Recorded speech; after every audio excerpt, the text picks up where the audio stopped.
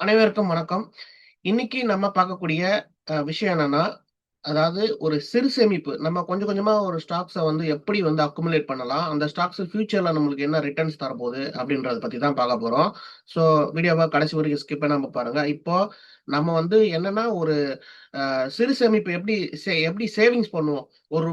100 ரூ. 200 ரூ. 300 இப்படி நம்ம சேவிங்ஸ் பண்ணி கொஞ்சம் கொஞ்சமா பெருசாக்குவோம் இல்லையா? அந்த கான்செப்ட் தான். ஸோ இத வந்து நீங்க வந்து புரிஞ்சுகிட்டு அதுக்கேத்த மாரி எந்த ஸ்டாக்ஸ்ல என்ன பண்ண போறோம்ன்றத பாருங்க. நான் ஒரு எக்ஸாம்பிளுக்கு ஒரு ஸ்டாக்ஸ காட்டுறேன். சரிங்களா? ஸோ இந்த ஸ்டாக்ஸ்லாம் இந்த செக்டார்ல இப்ப எப்படி இருக்கு அப்படின்றத பத்தி பார்க்கலாம். ஸோ வாங்க நம்ம அனலைசிஸ்ல போவோம். இப்பயே பார்த்து வச்சுக்கங்க. இப்ப நான் வந்து நிப்டி நிப்டி ஐடி இண்டெக்ஸ் தான் எடுத்திருக்கேன். சரிங்களா?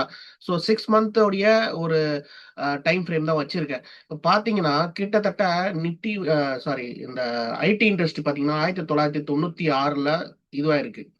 ஸ்டார்ட் ஆயிருக்கு. இப்போ இது வந்து ஆ அப்போ ஒரு ரூ. 92 கிட்ட ஒரு ஸ்டார்ட் ஆனது. இப்ப பார்த்தீங்கன்னா, 45,798 ஹை போயிட்டு அங்கேருந்து இப்போ ஒரு ஃபால் ஆயிருக்கு. இதுக்கெல்லாம் காரணம் என்ன அப்படின்றத தான் நம்ம ஒண்ணு ஒண்ணா பார்க்க போறோம். ஸோ எப்ப ஏறிச்சு இந்த ஐடி இண்டஸ்ட்ரி எப்ப ஸ்ட்ராங்கா ஏறிச்சுன்னு பார்த்தோம்னா, கோவிட் டைம்ல தான் வந்து ஏறிச்சு. சரிங்களா? அப்ப என்ன காரணத்தினால ஏறிச்சுன்னா, நெறைய பேருக்கு வந்து வொர்க் ஃப்ரம் ஹோம் குடுத்துட்டாங்க. அதனால வந்து ஐடி கம்பெனிஸ் எல்லாத்துக்கும் வந்து இந்தியால பார்த்தீங்கன்னா, இந்தியா இல்ல வேர்ல்டு ஃபுல்லாவே பார்த்தீங்கன்னா, எல்லாருக்கும் வந்து வொர்க் ஃப்ரம் ஹோம் குடுத்தனால, நெறைய கம்பெனிஸ்க்கு வந்து எலக்ட்ரிசிட்டி, டிரான்ஸ்போர்ட் காஸ்ட்டு, அப்புறம் ஸ்டாஃப் வெல்ஃபேர் அப்புறமா அவங்களுக்கு ஃபுட் ப்ரொவைட் பண்றது. என்னென்ன இருக்கோ எல்லா ஃபெசிலிட்டியும் கட் ஆயிருந்துச்சு. அதுல நெறைய இப்ப ரெண்ட் எல்லாம் எடுத்திருப்பாங்க பில்டிங்கு. ஸோ அந்த மாரி காசுலாம் கம்மியாச்சு. இதனால என்ன ஆச்சுன்னா, வீட்ல இருந்து நெறைய வந்து எந்த டைம் கூப்பிட்டாலும் லாகின் பண்ணி, ஆன் பண்ணி வேல பார்க்கறது, இந்த மாரிலாம் வந்து ஃபெசிலிட்டி இருந்தனால, அப்போ வந்து என்ன ஆச்சுன்னா, இந்த ஐடி கம்பெனிஸ்க்குலாம் வந்து நல்ல ஒரு லாபத்த குடுக்க ஆரம்பிச்சுருச்சு. இது ஒரு one of the main reason இந்த கோவிட் டைம்ல. ஸோ 2ண்ட் வேவ், 1st வேவ் 2ம் முடிஞ்ச பிறகு என்னன்னா, அங்க தான் நம்ம ஏஐ இன்ட்ரோடக்ஷன் ஆகுது. அதாவது ஏஐ வரப்போது. அப்போ அந்த நேரங்கள்ல வந்து பார்த்தீங்கன்னா, இந்த சாட் ஜிபிடி, ஓப்பன் ஏஐ இருக்கு இல்லையா? அவங்க ஃபர்ஸ்ட்டு சொல்றாங்க. ஜெமினி வருது, மெட்டா வருது, ஆந்த்ரோபிக் இதெல்லாமே வந்த பிறகு என்ன ஆகுதுன்னா, அங்கருந்து ஃபால் ஆக ஆரம்பிக்குதுங்க. 2023 அந்த ரேஞ்ச் கிட்ட ஃபால் ஆக ஆரம்பிக்குது. ஐடி இண்டஸ்ட்ரிக்கு ஒரு பெரிய அடி. ஆந்த்ரோபிக் வந்த பிறகு ரொம்ப அடி. அதுதான் இந்த 2026ல வந்து ஆந்த்ரோபிக் வந்த பிறகு தான் ரொம்ப ரொம்ப அடி. அதுக்கு முன்னாடி இந்த சாட் ஜிபிடி வந்தபோது கூட பெருசா ஒண்ணும் இது இல்ல. ஆனா அதுக்கப்புறமா ரொம்ப ரொம்ப அடி. இது என்னன்னா, இதனால வந்து பெரிய பெரிய நியூ ப்ராஜெக்ட்ஸ் எல்லாமே வந்து ஐடி கம்பெனிஸ்க்கு லாஸ் கிடைக்காம போறதுக்கு நெறைய கிடைக்கல. நம்ம இந்தியன் கம்பெனிஸ்க்கு கிடைக்கல. காரணம் என்னன்னா, நம்மலாம் சர்வீஸ் ஓரியன்டடா பண்ணி பழகிட்டோம். ஒரு ப்ராடக்ட் டெவலப்மென்ட் பண்ணி எந்த கம்பெனியும் இன்னும் ஐடி கம்பெனி நம்ம இதுல பண்ணல. அது டிசிஎஸ்ஸா இருக்கலாம், இன்ஃபோசிஸா இருக்கலாம். எல்லாமே சர்வீஸ் ஓரியன்டடா இருந்தனால, நம்மனால புது ப்ராஜெக்ட் எதுவுமே அப்போதைக்கு இந்த ஏஐ சமாளிக்க முடியல. புதுசா வந்து இன்ட்ரோடக்ஷன் ஆயிருக்கனால, நம்மளுக்கும் அத பத்தின விஷயங்கள்ல தெரிஞ்சா மட்டும் தான் அத வந்து நம்ம கைவிக்க முடியும் இல்லையா? ஸோ அதுக்கான இம்ப்ளிமென்டேஷனுக்கு ரெடியா பிரிப்பரேஷன், ரிசர்ச், டெவலப்மென்ட் எதுவுமே பண்ணாததுனால, நம்மனால வந்து சமாளிக்க முடியாம, நம்ம ஐடி கம்பெனிஸ் எல்லாமே கீழ பெருசா விழுக ஆரம்பிச்சது. இப்போ நம்ம ஒரு கம்பெனி எடுத்து பார்க்கலாம். சரி, இந்த கம்பெனி என்ன ஒரு அ நிலைமையில இருக்கு அப்படின்றத ஒரு சாம்பிளா நான் உங்களுக்கு காட்டுறேன். எக்ஸாம்பிள் சரிங்களா? கிட்டத்தட்ட 1996ல ரூ. 4ல ஸ்டார்ட் பண்ண இந்த கம்பெனி, இன்னைக்கு 30 வருஷம் கழிச்சு 2000 தொட்டுட்டு ரூ. 2000 தொட்டுருக்கு. ரூ. 2000 தொட்டுருக்கு. இதுக்கிடையில போனஸ் அது நெறைய ஸ்பிளிட் இதெல்லாம் பண்ணியிருப்பாங்க. பட் ரூ. 2000 தொட்டுருக்கு. இப்போதைக்கு இருக்க கணக்கு காட்டுறேன். ரூ. 2000 தொட்டுருக்கு. ஸோ அதே ரீசன் தான். அ ஏன் கோவிட் பீரியட்ல ஏறிச்சுன்றத நான் ஐடி செக்டார்ல சொல்லிட்டேன். ஏன் இறங்குச்சுன்றத அதையும் சொல்லிட்டேன். சரிங்களா? ஸோ இந்த கம்பெனி இப்போ வந்து என்ன ரேஞ்சுல இருக்கு? நம்ம என்ன பண்றது? அப்படின்றத பத்தி அனலைசிஸ் தான் நம்ம பண்ண போறோம். இப்ப இந்த கம்பெனி நான் ஒரு ட்ரெண்ட் லைன் டிரா பண்ணியிருக்கேன். இந்த ட்ரெண்ட் லைன மேபி தொட்டுச்சுன்னா, இங்கேருந்து ரிட்டர்ன் ஆகலாம். அப்படி இல்ல இந்த ட்ரெண்ட் லைனையும் பிரேக் அவுட் பண்ணிட்டு நான் வந்து இது ஒரு எம் பேட்டர்னா பார்த்தேன்னா, அதாவது எம் பேட்டர்னா பார்த்தேன்னா, இங்க வரைக்கும் இறங்குறதுக்கு சான்சஸ் இருக்கு. ஸோ, அப்போ வந்து கிட்டத்தட்ட இது வந்து என்னன்னா ரூ. 800 ரேஞ்ச். இது வந்து ரூ. 800 ரேஞ்ச் சரிங்களா? இங்க வர்றது வந்து ஒரு ரூ. 900 ரேஞ்ச். ஸோ, இங்கெல்லாம் நம்ம என்ன பண்ணலாம்? இத வந்து அக்குமுலேஷன் பண்றதுக்கு நம்ம தயாராயிக்கணும்ன்றது என்னுடைய பார்வை. இது வந்து நான் என்னுடைய ஒப்பீனியன தான் சொல்றேன். இது வந்து நல்ல ஒரு அக்குமுலேஷன்க்கான ஒரு பாயிண்ட்டா நான் பார்க்குறேன். ஸோ, இப்ப 800 அந்த ரேஞ்சுக்குள்ள வந்துச்சுன்னா நம்ம வந்து அந்த ஸ்டாக்ஸை 1 2 3 எவ்வளவு காஸ்ட் இருக்கோ, நம்ம ரீட்டைல் பீப்புள் வந்து அதுக்குதான் பேசுறோம். எவ்வளவு காசு நம்ம கிட்ட இருக்கோ, ஒரு 800 2000 இப்படி இருந்துச்சுன்னா ஒரு 2 ஸ்டாக்ஸ் ஒரு ஸ்டாக்ஸ் இப்படி வாங்கி வாங்கி வாங்கி வாங்கி கொஞ்சம் கொஞ்சமா அக்குமுலேட் பண்ண ஏன்னா இது பாத்தீங்கன்னா ஸ்லோ அண்ட் ஸ்டெடியா தான் ஏறுது. இப்போ நம்மளுக்கு வந்து இன்னும் ரிசர்ச் அந்த அந்த ஸ்டேஜ்ல தான் இருக்கோம். நம்ம வந்து இன்னும் ஏஐல ஃபுல்லாவே வந்து பெருசா ஒன்றும் சாதிக்கல. ஸோ இந்தியன் கம்பெனிஸ், ஸோ அதனால கொஞ்சம் கொஞ்சமா இப்பத்துல இருந்தே அக்குமுலேட் பண்ண அந்த ஸ்டாக்ஸ் எல்லாம் நம்மளுக்கு வந்து ஒரு சேமிப்பு மாதிரி வந்துகிட்டே இருக்கும். சரிங்களா? ஸோ இப்போ இது என்னுடைய பார்வை. ஸோ கொஞ்சம் கொஞ்சமா இறங்க இறங்க நம்ம வந்து இப்போ வந்து வாங்கலாம். பட் ஆனா இந்த இடத்துக்கு கீழே போகக்கூடாது. அதாவது 800 கீழே ஒரு 750 கீழே போகக்கூடாது. அப்படி போச்சுன்னா நம்மளுக்கு பெரிய டேஞ்சர். அப்ப மட்டும் கொஞ்சம் கவனமா இருக்கணும். சரிங்களா? சரி, இப்ப இந்த ஸ்டாக்ஸ் பத்தினா நம்ம அனலைஸ் பாக்குறோம். இப்ப இந்த கம்பெனிக்கு இப்போ புதுசா என்னென்ன ப்ராஜெக்ட்ஸ் இருக்குதா இல்லையா, என்ன கண்டிஷன்ல இருக்கு அப்படின்றத பத்தி தெரிஞ்சுக்கலாம்.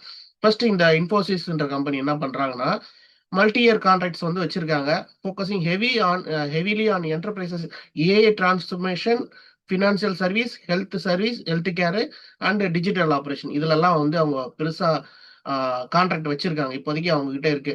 பைப்லைன், அதாவது அவங்க கிட்ட இப்போதைக்கு ஃபியூச்சர்ல ப்ராஜெக்ட்ஸ் என்ன இருக்கு, இப்போ என்ன கரண்டா போயிட்டு இருக்கு அப்படின்னு பாத்தீங்கன்னா, கிட்டத்தட்ட அவங்க வந்து 3.6 billion total large deal contract வந்து வச்சிருக்காங்க. அப் டு இந்த ஜூன், அவங்களுடைய ரிப்போர்ட் படி பார்த்தோம்னா ஜூன் 30th 2026 அந்த ரேஞ்சில் வச்சிருக்காங்க. இன்ஃபோசிஸ் டாப்பர்ஸ் ஏஐ போர்ட்ஃபோலியோல பார்த்தீங்கன்னா அவங்க கிட்டத்தட்ட 8.2% டோட்டல் ரெவென்யூ வந்து ஜென்ரேட் பண்ணியிருக்காங்க. ஸோ இது வந்து ஒரு பெரிய விஷயம். ஸோ இப்போதான் நம்ம வந்து கொஞ்சம் கொஞ்சமா இந்த கம்பெனிஸ் எல்லாம் என்ன பண்றாங்க, ஏஐக்கே டிரான்ஸ்ஃபர்மேஷன் ஆகுறாங்க. அப்போ டிசிஎஸ்ஆ இருக்கட்டும், இல்ல இன்ஃபோசிஸா இருக்கட்டும், இல்ல டெக் மகேந்திரா இருக்கட்டும், இல்ல விப்ரோவா இருக்கட்டும், எல்லா கம்பெனிஸுமே என்ன பண்றாங்க, கொஞ்சம் கொஞ்சமா ஏஐ வந்து நம்மளும் பண்ணணும் ஆரம்பிக்கணும் அப்படின்னு சொல்லிட்டு இப்பதான் ஸ்டார்ட் பண்ண ஆரம்பிக்கிறாங்க. ஸோ இந்த கம்பெனியை பொறுத்த வரைக்கும் நம்ம பார்க்கறதுல ஒரு சாம்பிளுக்காக பார்க்கும்போது நல்ல ப்ராஜெக்ட்ஸ் எல்லாம் கையில வச்சிருக்காங்க. அது மட்டும் இல்ல, இந்த கம்பெனிக்கு நம்ம வந்து ஃபண்டமெண்டலா செக் பண்ணோம்னா, இது வந்து அதுக்கு முன்னாடி ஃபண்டமெண்டல் செக் பண்ண முன்னாடி கரண்டா என்ன ப்ராஜெக்ட்ஸ் எல்லாம் கையில இருக்கு அப்படின்றத பார்த்துருவோம். ஸோ ட்ரஸ்ட் ஃபினான்சியல் அப்படின்றத ஹைதராபாத்ல என்ன பண்ணிருக்காங்கன்னா 2026 மேல $500 மில்லியன் வந்து ஒரு ப்ராஜெக்ட் எடுத்திருக்காங்க. 4500 எம்ப்ளாய்க்கு வேலை இருக்கு இதனால. ஸோ அடுத்தது வால்வோ கார்ஸ் அப்படின்றது இருக்கு. அந்த கம்பெனிக்கு என்ன பண்ணிருக்காங்க, 2026 ஜூன்ல எல்லாமே இப்போ கரெக்டா நடந்துட்டு இருக்காது. ஸோ $170 மில்லியன் வந்து அவங்க கிட்ட ஒரு ப்ராஜெக்ட் வச்சிருக்காங்க. So digital transformer project. அடுத்தது வால்மார்ட், ஃபின்லாண்ட் கம்பெனியோட கிட்ட ஒரு $100 மில்லியன் வந்து வச்சிருக்காங்க. இதுவும் வந்து ஒரு பாத்தீங்கன்னா டிரான்ஸ்ஃபர்மேஷன் ஃபார் ப்ராசஸ் இண்டஸ்ட்ரி. சரிங்களா? அடுத்தது வேற என்ன ப்ராஜெக்ட் அடுத்துன்னு பார்த்தோம்னா, நம்ம வந்து ஹாங்காங் ஜாக்கி கிளப் அப்படின்ற கம்பெனிட்ட $51 மில்லியன் வந்து ப்ராஜெக்ட் வச்சிருக்காங்க June month. So digital transformation, driving, SLA driving, so driven IT performance management and operation moderation அப்படின்றாங்க. அடுத்தது வந்து ஐஹெச்ஹெச் ஹெல்த் கேர்.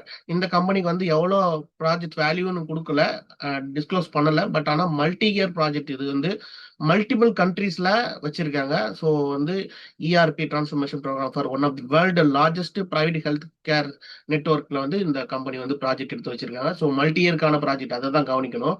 ஸோ அடுத்தது பார்த்தீங்கன்னா குளோபல் ஃபவுண்டரிஸ் அப்படின்ற இதுல வந்து அதுலயும் வந்து நல்ல ஒரு செமிகண்டக்டர் மேனுஃபேக்சரிங் லேண்ட்ஸ்கேப்ல வந்து மல்டி இயர் ப்ராஜெக்ட் வந்து வச்சிருக்காங்க. ஸோ ஆக மொத்தத்தில் இந்த கம்பெனிக்கு ஏதாவது ப்ராஜெக்ட் இருந்துட்டே தான் இருக்குது. அதை வந்து நம்ம வந்து பிலீவ் பண்ணி தான் ஆகணும். ஸோ ஏன்னா இது வெறும் 4 லட்சம் கோடி கிட்ட மார்க்கெட் கேபிட்டல் உள்ள கம்பெனி. அவ்வளவு சீக்கிரமாலாம் ஜீரோவெல்லாம் மாறிட முடியாது. ஸோ இது வந்து நல்ல ஒரு பெரிய இந்தியாவில் வந்து செகண்ட் லார்ஜஸ்ட் ஐடி கம்பெனின்னு சொல்லலாம். சரிங்களா?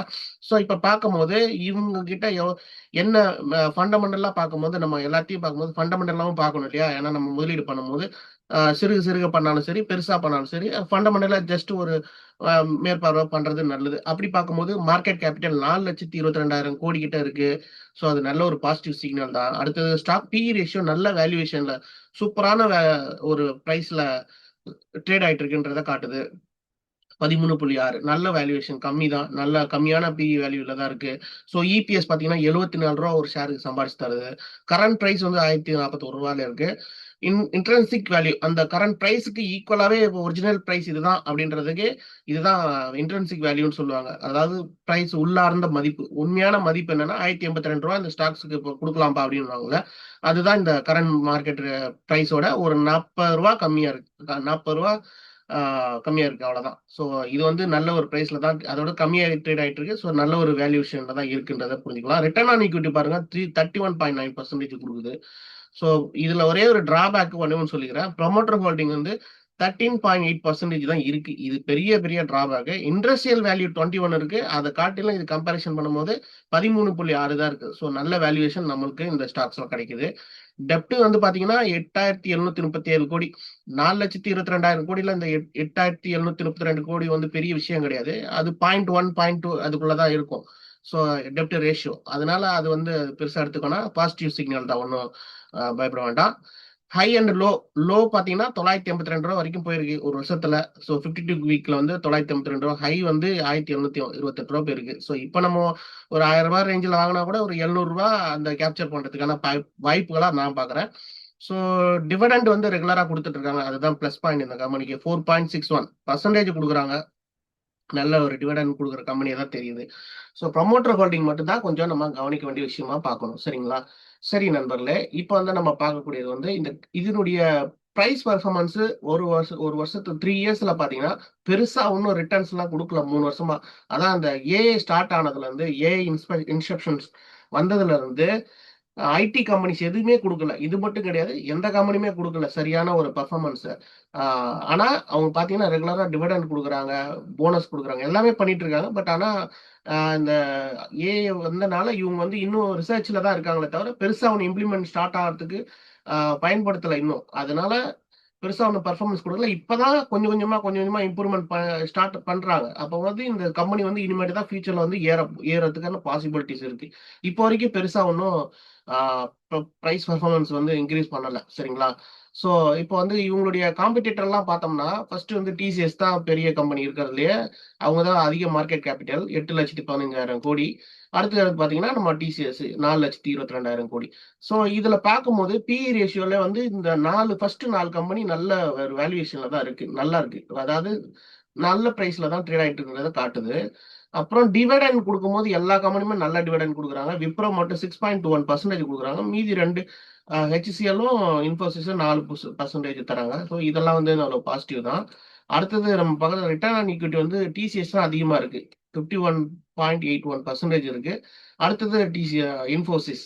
ஸோ இதுல பெரிய டிராபேக் இன்ஃபோசிஸ்ல என்னன்னா ப்ரமோட்டர் ஹோல்டிங் மட்டும்தாங்க, மற்றதை பத்தி ஒன்றும் இல்லை. ரிட்டர்ன் ஆன் ரிட்டர்ன்ஸ் பார்த்தீங்கன்னா 3 இயர்ஸ்ல ஒரு ரிட்டர்னும் கிடையாது, -8 தான் காட்டுது. டெக் மகேந்திரா அதுக்கு அடுத்தபடியா ப்ரமோட்டர் ஹோல்டிங் கம்மியா இருக்கு, அதை கொஞ்சம் கவனிச்சுக்கோங்க. ஸோ பர்சிஸ்டன்ட் சிஸ்டம் அதுவும் கொஞ்சம் கம்மியா இருக்கு.